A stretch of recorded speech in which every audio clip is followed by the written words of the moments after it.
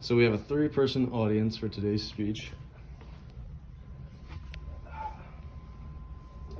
So today I'll be doing a demonstrative speech on how to play the song Tennessee Whiskey by Stapleton.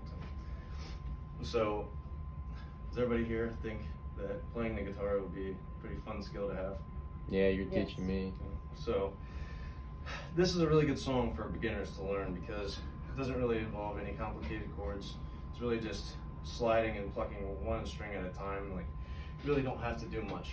So if you're wanting to learn and you're interested in it, then this is something that you could learn pretty easily. But guitar's always been interesting to me because I love music. So for the past few years, I've been learning how to play the guitar from my friends and being self-taught. But let's get into the song.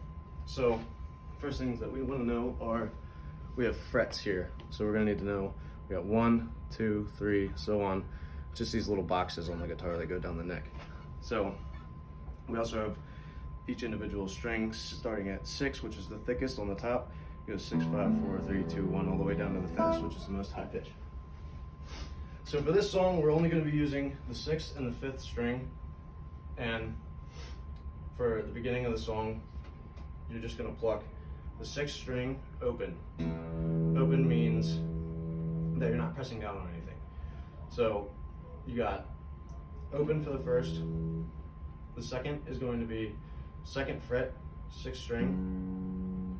And then we're going to move to the 5th string. We're going to go open again. And then from there, we're going to go back to the 2nd fret, pushing down, and slide to the 4th. And then we're going to go right back, open, down to the 4th and back in one motion, open, down to the 4th and back in one motion. And then this is where it gets kind of complicated because it's going to be hard stops. So you're going to start at the 5th string, 2nd fret, and you're going to slide to the 4th, and you're going to go right back and do the same thing. And the last time, you're going to go down and back for the 4th and back to the 2nd. So. And then to finish the song off, you're going to go. So that's it. But when we're doing this, we got to learn, if you're a beginner, you have to understand that when you're trying to slide, it's going to be hard at first because you might not want to push down as hard. It hurts your fingers. So you're going to be plucking, and you have to make sure you're pushing down really hard. Because if you don't, here's what it's going to sound like. So right? And then once you get there, you really have to have a pretty good idea of where you're going to slide before you even slide. So say like you're sliding to the 4th fret from the 2nd fret, you have to know exactly where to stop or else it's going to sound weird and it's going to be like, and it's going to keep going, it's going to sound funky. So you have to know exactly where you're going to stop before you actually slide. So it's going to sound smooth. And the last thing with sliding is you have to be able to, for this song at least, keep it smooth with the transitions. So if you're going down and back, it can't be down, up, back, like that.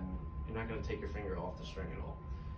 And so basically, as long as you can keep it smooth, you can pretty much play this song as much as you want.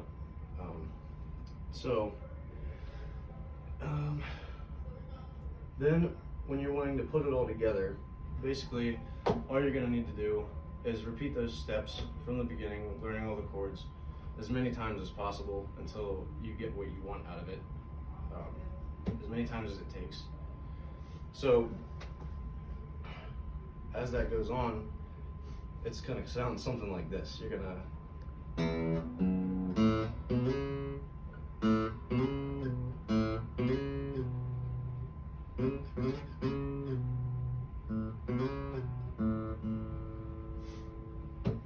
So, as I said before, you can repeat those steps from the first part of this as many times as you need.